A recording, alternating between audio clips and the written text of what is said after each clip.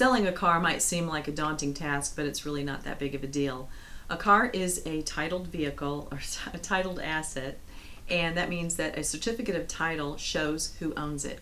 That is a document, either a piece of paper or an online document through your state, that you need to assign over to the new owner.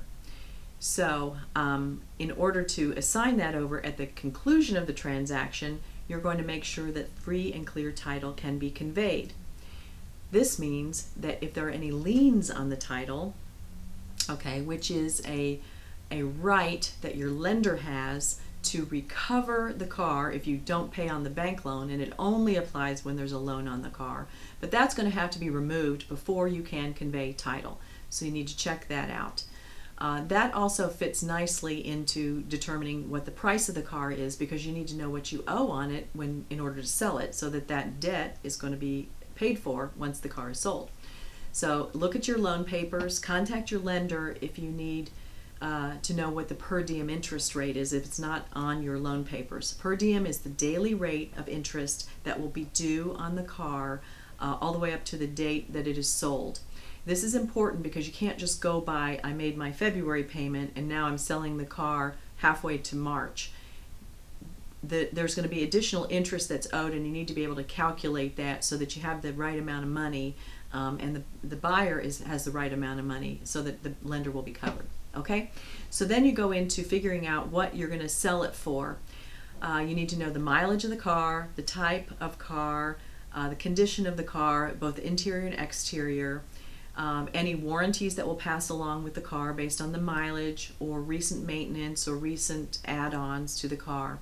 Add all that up, look online, look in the paper, look on dealership websites, and figure out what other people are asking for cars of a similar type and similar condition. Set your price. Then you need to figure out how you're going to advertise, whether a Homes Association bulletin board, an online bulletin board, at your church or synagogue, in your dorm room, whatever, the grocery store, Craigslist. Figure out how you're going to tell people that this car is for sale. Even at your company, you might have a bulletin board. List on there a phone number, hopefully just one phone number. If you list more than one, make sure they know which one is home so that they don't expect a call during the middle of the day. And then monitor that phone to make sure that you respond to the inquiries.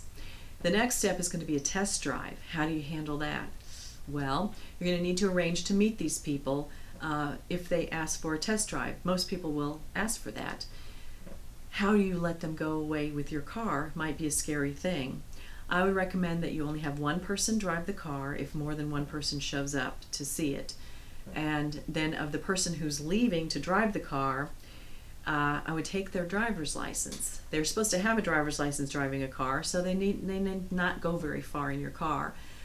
If it's a single person who comes by, single meaning only one person, then I would have them leave their cell phone or something else of value with you to make sure that they're going to come back with your car. Get a good description of them when you're there. I don't know that you need to take a picture of them, but have a good idea in case something bad happens. So they go and they test drive it. If they want to take it to a mechanic, how do you handle that? Go with them. And make arrangements and meet them there with the car so that you're there with it and you leave with your car. That's the best protection for you because there's all kinds of people out there. Now, once you've arrived at a price, they may want to negotiate with you.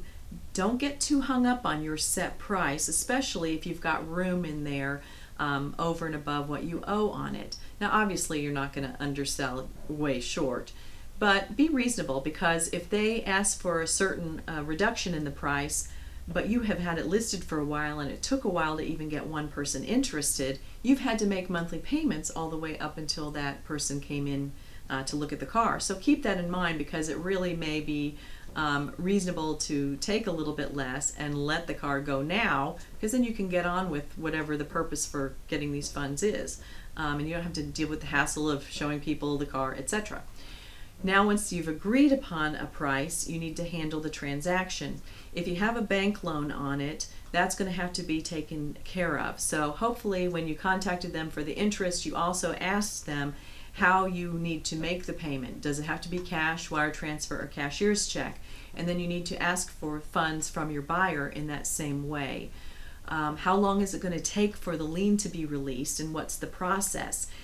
Is it going to be within a week? Because that's something, again, you need to communicate to the buyer. It's possible you might ask your bank if they will accept the title and the funds, and then call you when the lien release is ready, and then you can just contact your buyer. They can go over, pick up the keys, pick up the title, and you might even drop the car off at the bank parking lot, and away they go. Before you have the property sold, you need to remove all of your personal items. That might be your CDs, your extra iPod dock, things like that. Leave the things that go with the car, the book, warranty information, etc. Take your tax statements, personal property or whatnot, because you may get a discount. You may get a refund once you turn those things back in. Then finally, when you're actually conveying the property over, there should be a bill of sale that sets out who the buyer is, who the seller is, what the price is, describes the car by make, model, year, and VIN number, which is your vehicle identification number, located on the dashboard on a little plate or embossed, also inside the driver's door. It's an easy way. It should be on your insurance certificate. So the bill of sale, depending upon your state, you may need an odometer certificate. You may need some other document, so check with your local Department of Revenue, and then assign the title, take the money, deliver the car, all done.